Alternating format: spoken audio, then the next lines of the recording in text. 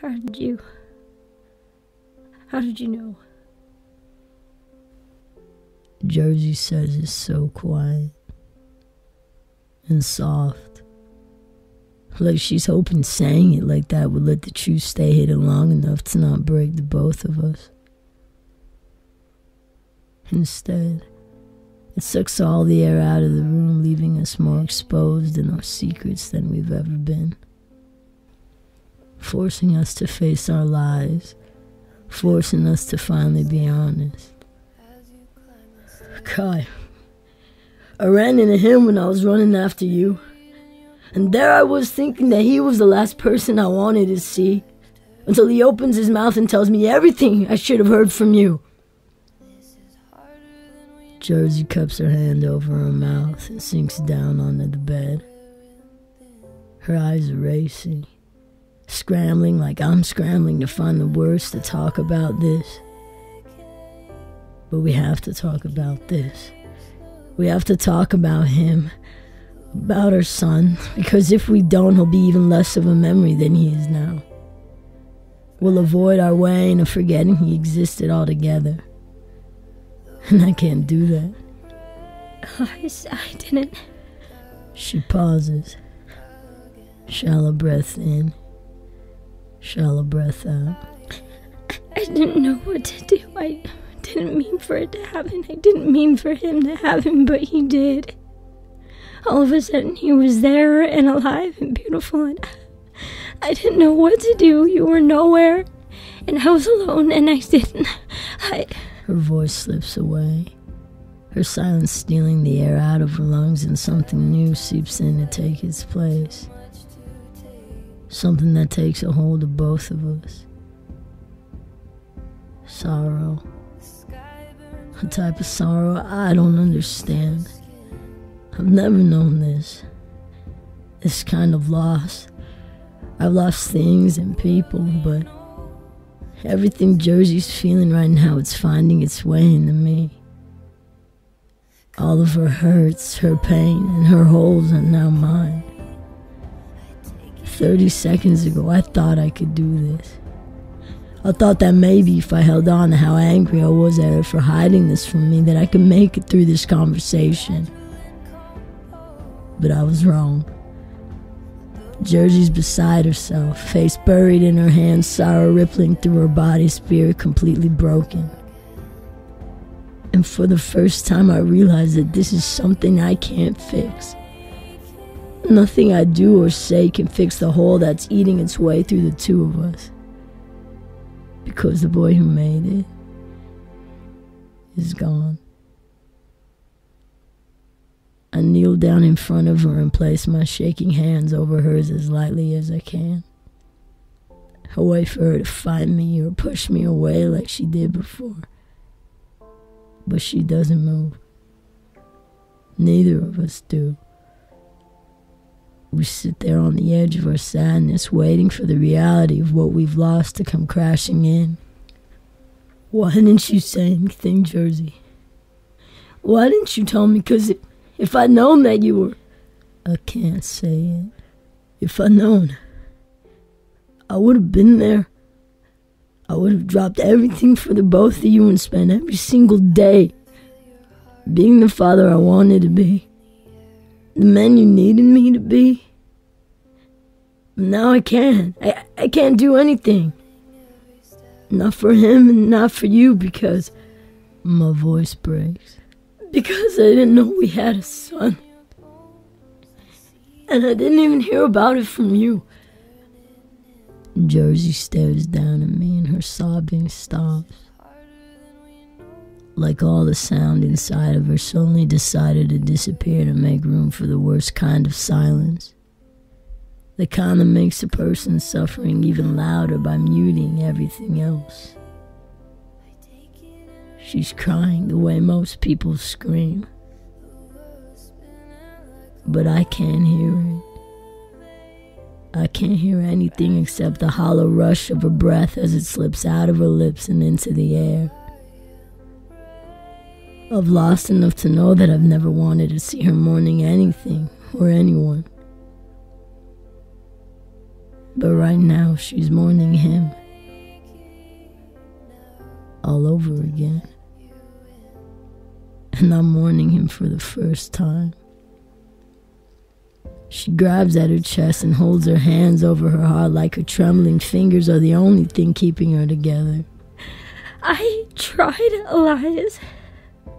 God, you don't know how hard I tried. All I did for over a month and a half when I found out was try to get to you. Through calls, texts, Tanner, Callie, but you weren't anywhere. I couldn't reach you and I needed you. I needed you because... I take her by the hands and knees her down on the floor next to me. She collapses against my chest and I hold on to her to keep her from falling apart. Because he was growing so fast. Every day he was becoming a part of me that I couldn't keep pretending wasn't there. And I felt him. I felt him with me the way I feel you right now. And I let him go. I did the worst thing I could do, thinking it was the only thing to do. Thinking it was something I could get past, thinking you were just gone and never coming back, then you somehow show up again. And I didn't know how to tell you. How was I supposed to tell you what I did to our son? And just like that, whatever walls I built up to keep myself together cave in. The room starts spinning. I shut my eyes and 1,000 imaginary pictures of what our son's life would have looked like flood into my mind.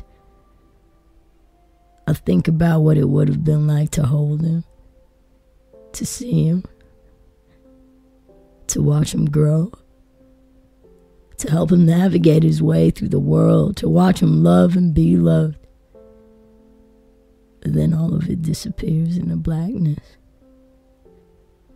I breathe in, but every breath hurts. Everything hurts. All of this, all of her honesty, all of her truth. And I'm cracking under the weight of it. I open my mouth to say something to her, but the words get jammed in my throat. I look away from Jersey because I don't want her to see that I'm losing it. I don't want her to know that all of her hurt is crushing me. But I don't have any way to hide it anymore. I dissolve into the kind of sadness that I've never shown anyone. Not my mom, not Tanner, not Dan. Even when I found out Lacey was gone and that Mindy's daughter wasn't mine. Then again, I've never hit a low like this. I didn't know I could. Until now.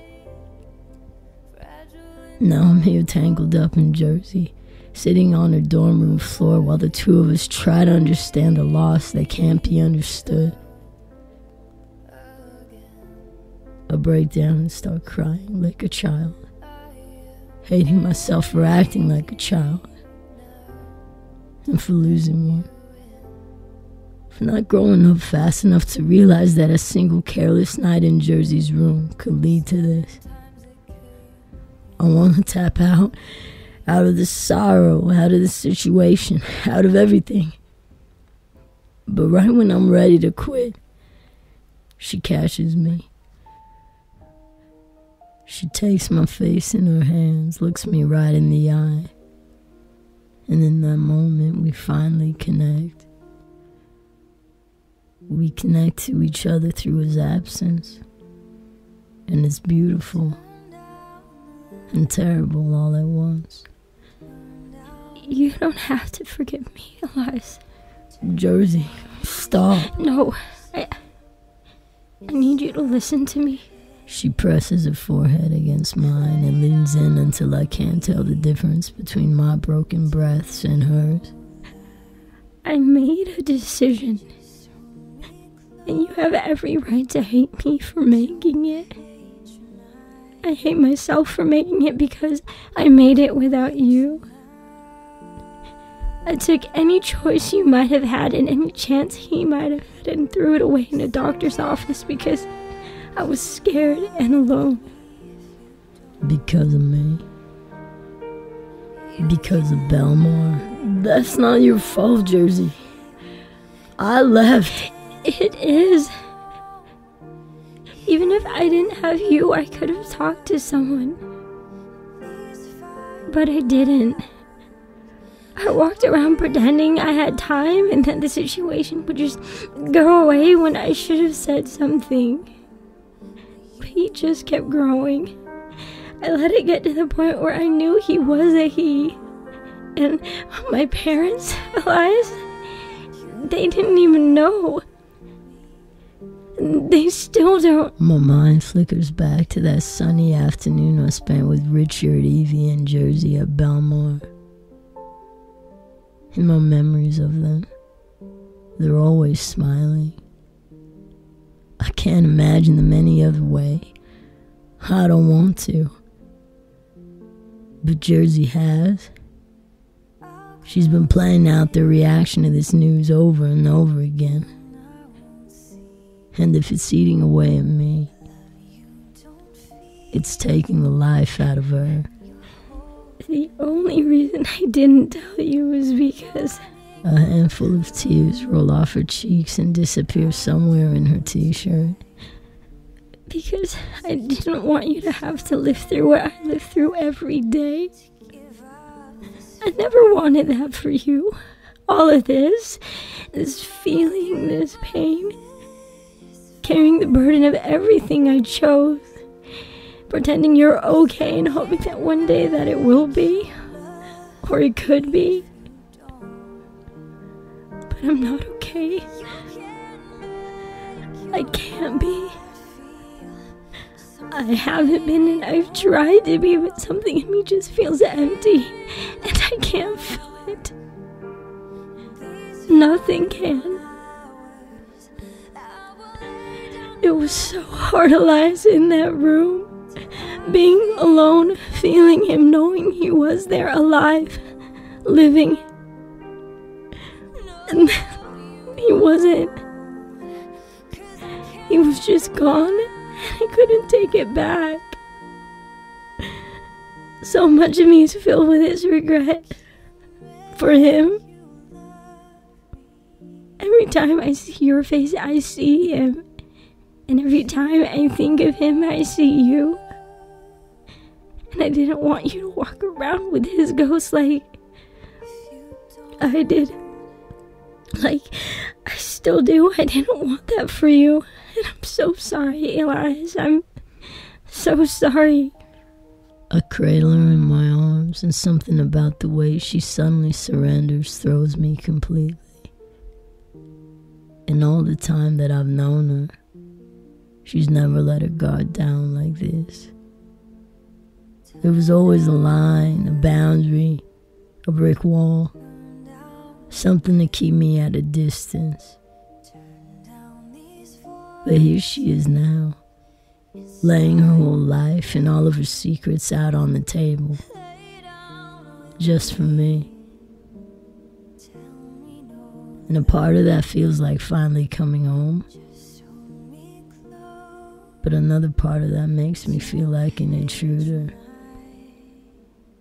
'Cause if she'd never met me,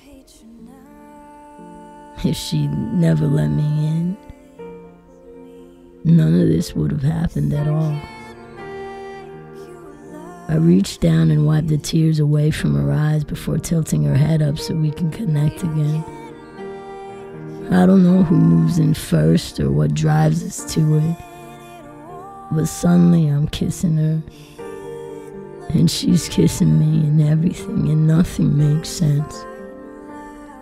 She tastes like sorrow and strength, hollowness and hope, and all the gray spaces in between. This is who we are now. Maybe this is who we've always been.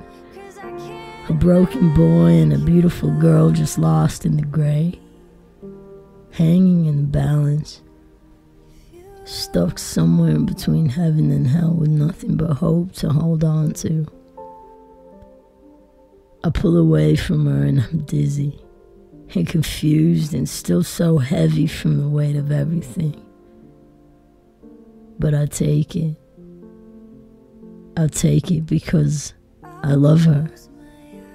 I still love her so much. And I don't know if that makes me selfish, but I can't let that go. I can't let her go. I never will. I'll need you to promise me something, I say. Jersey nods like it's the only thing her body has the strength left to do. Promise me that we won't forget him. That we won't go back to pretending that he wasn't here, because he still is. He's right here. I take her hand in mine and place it over the tattoo on my chest.